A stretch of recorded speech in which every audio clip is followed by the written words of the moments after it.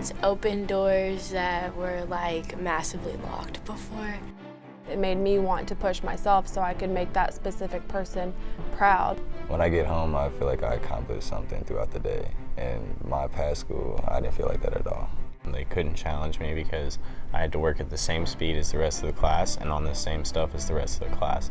Now that I'm here, I really realize that it's time to change. Alternative school taught me to look at it, the glass is half full, not half empty. You know, there's always a better side to everything. I would have been dead. I would not have completed high school. I would have dropped out last year. I would not even think about getting my diploma.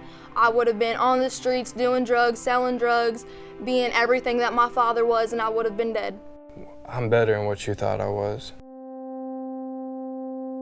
There are 65,000 students in alternative education programs in Kentucky, and this number is growing every day. These programs are located in almost every school district in our state. But what is alternative education? I think in Kentucky, alternative education is something that's continually evolving.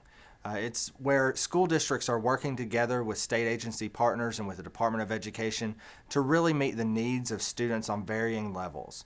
We have students who are coming into alternative education programs from all different types of backgrounds who have different needs than students who are able to be successful in traditional classrooms. And so alternative settings are really on the forefront of education in this state and meeting the needs of students who really have not been successful in a traditional classroom.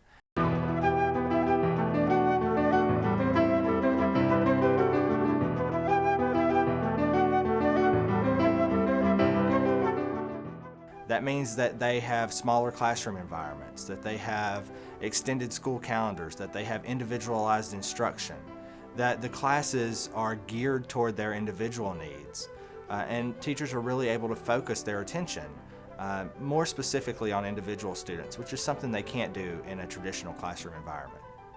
One of our research conclusions, if a student who has been failing in a regular public school has an opportunity to participate in an outstanding alternative school, it can have a transforming effect on the lives of those kids. Not only how they react to public education, but in terms of their attitudes about the general society. I love my job because it gives me a chance to talk to them and really hear the heart of these kids and realize that they're like any other kid. They've just had some real unfortunate circumstances in their lives. But once you find out that they want a better life, they want a better way, they just need someone to show them how, then the greatest reward of my job is seeing that kid turn into the person that they can be and not what they thought they had to be. I think far too often we try to pigeonhole all these kids into one type of classroom setting, and sometimes non-traditional learners can learn better in a more relaxed environment where they can get some more individualized attention. A lot of alternative students are very artistic and sometimes don't fit into the traditional school schedule for a lot of reasons. It's not all misbehavior. Sometimes it's simply who that child is and their personality. When we do personality inventories of students, sometimes we'll find 50–60% of our students have a personality type that's supposed to be in 1% of the population.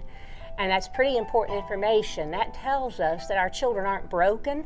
It's just simply who they are, and they thrive in smaller settings where they have schedules that maybe aren't quite so rigid, and they have a chance to display the talent and gifts that they have.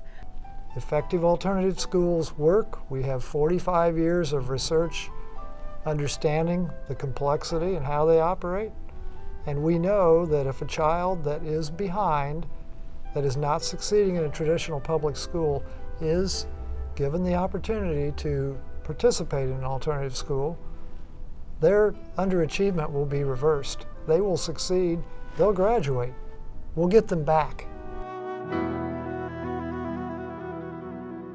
Effective alternative education programs share common essential ingredients: leadership, curriculum and instruction, multiple and continuing assessments, climate and culture, staffing and professional development, parent-guardian involvement, transition planning, program evaluation, community support and involvement.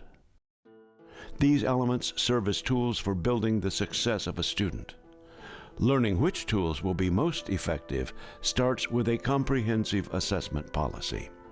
We're talking about assessing the needs of students not only academically, but also looking at their learning styles to make sure that we're able to address whatever those styles are, because most students have just been taught one way in a regular education classroom and their learning styles have not been addressed. And many times that's the reason that students end up being in an alternative education classroom. Another thing that's very important to establish is the vocational interests of the students. And then another thing, of course, is what career path they're on.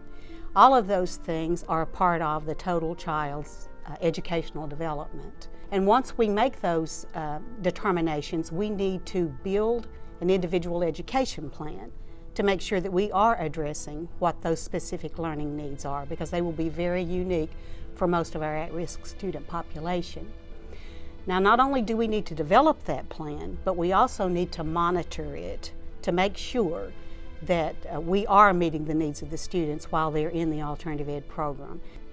And then another strand of making a successful program is making sure that there is program accountability, not only for the staff, the educational staff, but also for the program as well.